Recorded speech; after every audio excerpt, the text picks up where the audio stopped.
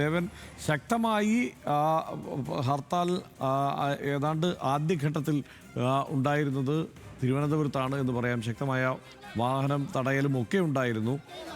സെക്രട്ടേറിയറ്റിലേക്ക് ഇന്നിപ്പോൾ മാർച്ച് ഹർത്താലിൻ്റെ കൂലികൾ പ്രഖ്യാപിച്ചിട്ടുണ്ട്. ഇപ്പോഴെന്താണ് അവസ്ഥ?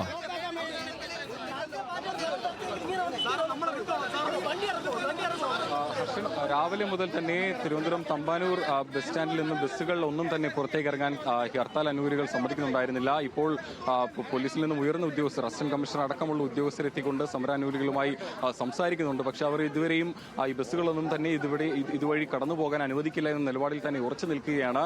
രാവിലെ മുതൽ തന്നെ വലിയ രീതിയിലുള്ള ഒരു ഗതാഗത കുരുക്ക് തിരുവനന്തപുരം നഗരത്തിൽ അതുകൊണ്ട് തന്നെ അനുഭവപ്പെട്ടിട്ടുമുണ്ട്. തമ്പാനൂർ ബസ് സ്റ്റാൻഡിൽ നിന്നുമുള്ള വാഹനങ്ങൾ പുറത്തേക്ക് ഇറങ്ങാൻ അനുവദിക്കാത്തതോടെ തന്നെ ഇതുവഴിയുള്ള ഗതാഗതം പൂർണ്ണമായും സ്തംഭിച്ചിരിക്കുന്ന ഒരു അവസ്ഥയാണ്. രാവിലെ 6 മണി മുതൽ തന്നെ ഇത്തരത്തിലുള്ള വാഹനങ്ങളൊന്നും തന്നെ ഇതുവഴി കടന്നുപോകാൻ അനുകൂലികൾ സമ്മതിക്കുന്നില്ല. ഇപ്പോൾ കൂടുതൽ പോലീസ് ഉദ്യോഗസ്ഥർ സ്ഥലത്തെത്തിക്കൊണ്ട് ഈ സമരക്കാരെ ബസിന്റെ മുന്നിൽ നിന്ന് മാറ്റിക്കൊണ്ട് KSRTC ബസ്സുകൾ ഇപ്പോൾ മുന്നോട്ട് പോകാൻ ഉള്ള ഒരു ശ്രമമാണ് ഇപ്പോൾ നടക്കുന്നത്.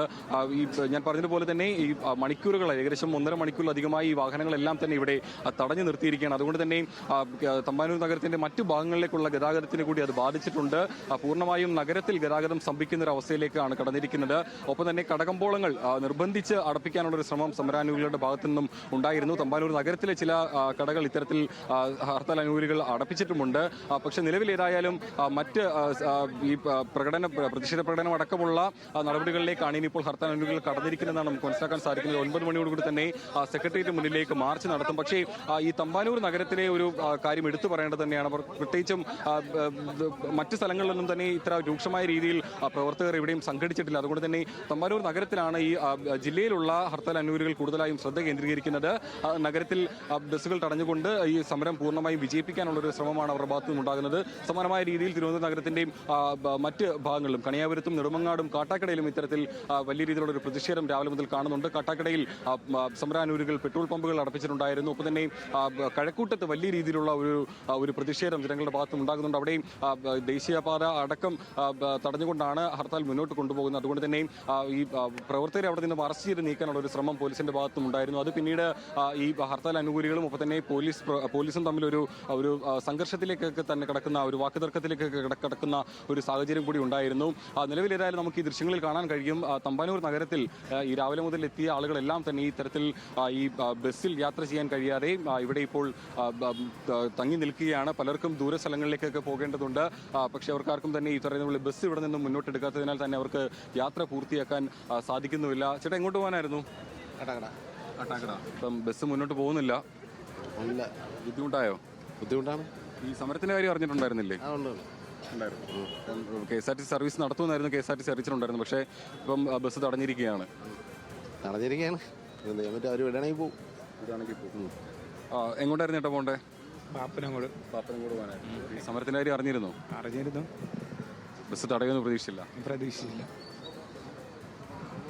അത് തന്നെയാണ് നമ്മൾ കാണുന്നത് പോലെ തന്നെ ഈ സമരം നേരത്തെ തന്നെ മുൻകൂട്ടി അറിയിച്ചിട്ടുണ്ടായിരുന്നു. പക്ഷേ KSRTC അടക്കം ഇന്ന് സർവീസ് നടത്തുമെന്നായിരുന്നു അറിയിച്ചിട്ടുണ്ടായിരുന്നത്. അതുകൊണ്ട് തന്നെയാണ് കൂടുതൽ ആളുകൾ ഈ അവർ KSRTCയുടെ സേവനം ലഭ്യമാക്കുന്നതിന് വേണ്ടി അത് പ്രയോജനപ്പെടുത്തുന്നതിന് വേണ്ടി എത്തിയിട്ടുണ്ടായിരുന്നത്. ചേട്ടാ എങ്ങോട്ട് പോകാനായിരുന്നു? പാറശാല. ഇപ്പം കുറെ നേരമായിട്ട് തടഞ്ഞിട്ടിരിക്കുകയാണ്.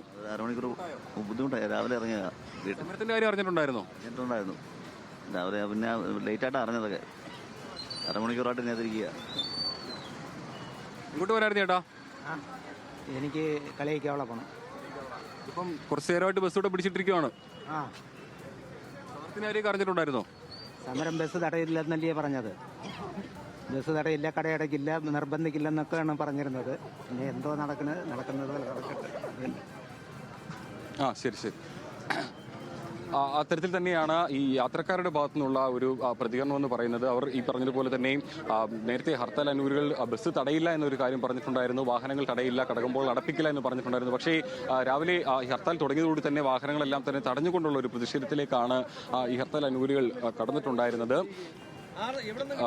അതുകൊണ്ട് തന്നെ ഇപ്പോൾ ഈ വാഹനം തടഞ്ഞുകൊണ്ട് യാത്രക്കാരെല്ലാം തന്നെ വലിയ രീതിയിൽ ഒരു ബുദ്ധിമുട്ടിലേക്ക് കടന്നിരിക്കുകയും ചെയ്യുന്നു. ഈ സമരം ഇങ്ങനെ തന്നെ മുന്നോട്ട് കൊണ്ടുപോകാനാണോ? ഇങ്ങനെ തന്നെ മുന്നോട്ട് കൊണ്ടുപോകാനാണ്.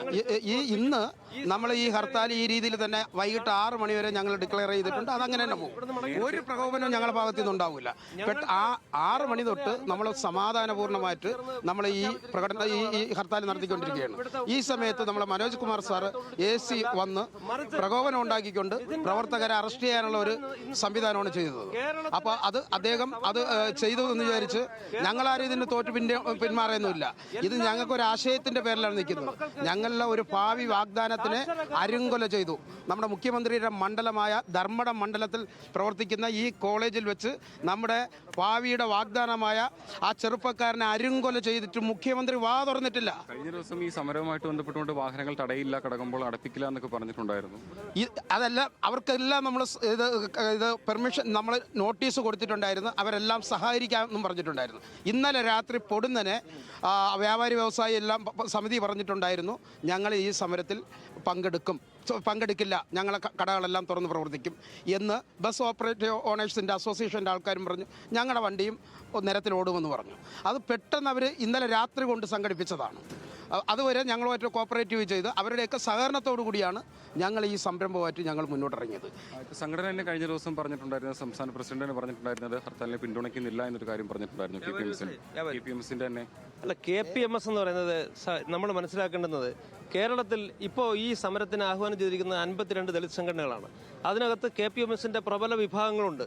പിന്നെ KPMSന്റെ ഏതെങ്കിലും ഒരു വിഭാഗം ചെറു ഗ്രൂപ്പായിട്ട് നിന്നുകൊണ്ട് അവർ ഈ സമരത്തിനെ പൊളിക്കുന്നതിന് വേണ്ടിയുള്ള ഒരു വലിയ ശ്രമം നടത്തുന്നതായിട്ട് നമുക്ക് ബോധ്യപ്പെട്ടിട്ടുണ്ട്. പക്ഷെ അതൊന്നും ഇവിടുത്തെ സമുദായ അംഗങ്ങൾ ഏറ്റെടുത്തിട്ടില്ല. നേതാക്കന്മാർ വീട്ടിനകത്തിരുന്നുകൊണ്ട് പ്രഖ്യാപിക്കുന്ന കാര്യങ്ങൾ അണികളൊന്നും അത് ഏറ്റെടുത്തിട്ടില്ല. ഈ സമരം വിജയിപ്പിക്കുന്നതിന് വേണ്ടി ഈ പ്രഖ്യാപനം നടത്തിയിരിക്കുന്ന നേതാക്കന്മാരുടെ അണികളെല്ലാം നിരത്തിലുണ്ട്. ഇപ്പോൾ പോകാൻ തന്നെയാണ് തീർച്ചയായിട്ടും സമരം ശക്തമായ സമരം തീർച്ചയായിട്ടും വൈകുന്നേരം 6 മണി വരെ ഈ സമരം ശക്തമായിട്ട് തന്നെ ഈ നിരത്തിൽ നടപ്പിലാക്കും. അതിനൊരു സംശയവും വേണ്ട. കാരണം ഇത് വിജയിപ്പിക്കുക എന്നുള്ളത് ഇവിടുത്തെ ദളിതരുടെ മാത്രം ആവശ്യമല്ല, ഇവിടുത്തെ പൊതുസമൂഹത്തിന്റെ ആവശ്യമാണ്. സാക്ഷര കേരളത്തിൽ ഇങ്ങനൊരു സംഗതി നടക്കാൻ പാടില്ല. അത് ഇവിടുത്തെ ദളിതരുടെ വീട്ടിൽ നടക്കാൻ പാടില്ല, അല്ലെങ്കിൽ സവർണരുടെ വീട്ടിൽ നടക്കാൻ പാടില്ല. കലാലയങ്ങൾ എപ്പോഴും സമാധാനമായ അന്തരീക്ഷങ്ങൾ ഉണ്ടാകേണ്ടുന്ന ഇടങ്ങളാണ്. അവിടെയൊന്നും ഇത്തരം കൊലയാളികളെ സൃഷ്ടിക്കുന്ന തരത്തിലുള്ള അധ്യാപകർ, HODമാരെ പോലുള്ള പ്രിൻസിപ്പൽമാരെ പോലുള്ള ഒരു കലാലയത്തിന്റെ പ്രിൻസിപ്പളായിരിക്കാൻ യോഗ്യതയുള്ള ആളല്ല അദ്ദേഹം. ഈ PMSന്റെ തിരുവനന്തപുരത്ത് വട്ടപ്പാറ PMS ഡെന്റൽ കോളേജിന്റെ ചുമതല ഉണ്ടായിരുന്ന ആളാണ് ഇപ്പോൾ ഈ അഞ്ചരക്കണ്ടി ഡെന്റൽ കോളേജിലെ പ്രിൻസിപ്പളായിരിക്കുന്ന ആൾ. ഇയാളുടെ പ്രീവിയസ് ഹിസ്റ്ററി പരിശോധിക്കണം. ഇയാൾ വെറും വൃത്തികെട്ടവനാണെന്നുള്ളതിനെ സംബന്ധിച്ച് അവിടെ പഠിക്കുന്ന സീനിയർ ആയിട്ടുള്ള സ്റ്റുഡൻസ് ഇതിനോടകം പറഞ്ഞിട്ടുണ്ട്. ഈ HOD വെറും വൃത്തികെട്ടവനാണെന്ന്, ഞരമ്പ് രോഗിയാണെന്ന് അവിടെ പഠിക്കുന്ന സീനിയർ വിദ്യാർത്ഥികൾ മാധ്യമങ്ങളോട് തന്നെ പറഞ്ഞിട്ടുണ്ട്. പോലീസിന്റെ ഭാഗത്ത് നിന്ന് രാവിലെ 6 മണിക്ക് സമരം ആരംഭിക്കുന്ന സമയം മുതൽ വളരെ വളരെ സഹകരണ മനോഭാവത്തോടുകൂടി തന്നെയാണ് പോലീസ് നിലകൊണ്ടിട്ടുള്ളത്. പക്ഷേ ഇപ്പോൾ ഈ കഴിഞ്ഞ 5 മിനിറ്റ് മുമ്പ് തിരുവനന്തപുരത്ത് അസിസ്റ്റന്റ് കമ്മീഷണർ തമ്പാനൂർ വരികയും അദ്ദേഹം ഏതാണ്ട് അന്യ ഗ്രഹത്തു നിന്ന് വന്ന് ചാടിയതുപോലെ ഇവിടെ വന്ന് ഈ സമരത്തിൻ്റെ ഇടയിൽ പ്രത്യക്ഷപ്പെടുകയും പെട്ടെന്ന് വാഹനങ്ങളെല്ലാം വിട്ടുകൊടുക്കണം, കാരണം ഹർത്താൽ ആര് പറഞ്ഞു, എന്ത് പറഞ്ഞു എന്ന് പറയുന്ന നിലയിൽ അദ്ദേഹത്തിന് ആരോ ഇതിനകത്ത് എനിക്ക് തോന്നുന്നു വല്ല കൈക്കൂലി അങ്ങനെ കൊടുത്തിങ്ങോട്ട് വിട്ടാണെന്ന് അറിയില്ല ഞങ്ങൾക്ക്. എന്തായാലും ഈ സമരം വിജയിപ്പിക്കുക എന്നുള്ളത് ഡിക്ലെയർ ചെയ്ത ഞങ്ങളുടെ ആവശ്യമാണ്. അത് ഞങ്ങളുടെ മാത്രമല്ല, ഈ പൊതുസമൂഹത്തിൻ്റെ ആവശ്യമാണ്. പോലീസ് തടയാൻ ശ്രമിച്ചാൽ അങ്ങനെ തടയുന്നവരല്ല. ഇത് അയ്യങ്കാളിയുടെ മണ്ണാണ്, ഇത് പൊയ്യേൽ അപ്പച്ചൻ്റെ മണ്ണാണ്, ഇത് കണ്ടൻകുമാറിൻ്റെ മണ്ണാണ്, ഇത് ഡോക്ടർ ഭീംറാവു അംബേദ്കറുടെ മണ്ണാണ്. ഈ മണ്ണിൽ പിറന്നു വീണ ഞങ്ങൾ എവിടെ പോകേണ്ടത്? ഞങ്ങൾ ഇവിടെ നിന്ന് വേറെ എവിടെ പോകേണ്ടത്? ഞങ്ങൾക്ക് ഗ്രഹത്തിൽ പോയി ജീവിക്കാൻ പറ്റത്തില്ലല്ലോ. അപ്പം ഞങ്ങൾക്ക് ഇവിടെ തന്നെ ജീവിക്കണം. ഞങ്ങളുടെ കുട്ടികൾക്ക് ഇവിടെ വിദ്യാഭ്യാസം ചെയ്യണം. ഞങ്ങളുടെ കുട്ടികൾ ഉന്നത വിദ്യാഭ്യാസ രംഗത്ത് കടന്നു വരണം, ഉന്നത ഉദ്യോഗസ്ഥരായിട്ട് കടന്നു വരണം. അങ്ങനെ കടന്നു വരേണ്ടുന്ന സാഹചര്യം ഒരുക്കാതെ ക്യാമ്പസുകൾ ഇത്തരം ഹീന പ്രവൃത്തികൾക്ക് കൂട്ടുനിൽക്കുന്നു എന്ന് പറയുന്നത്. ഒരു കാര്യം കൂടി ഞങ്ങൾ ഓർമ്മിപ്പിക്കട്ടെ. ധർമ്മടം എന്ന് പറയുന്ന കേരളം ഭരിക്കുന്ന മുഖ്യമന്ത്രിയുടെ, കേരളത്തിൻ്റെ ആഭ്യന്തര വകുപ്പ് മന്ത്രിയുടെ മണ്ഡലത്തിലാണ് അഞ്ചരക്കണ്ടി ഡെന്റൽ കോളേജ് സ്ഥിതി ചെയ്യുന്നത്.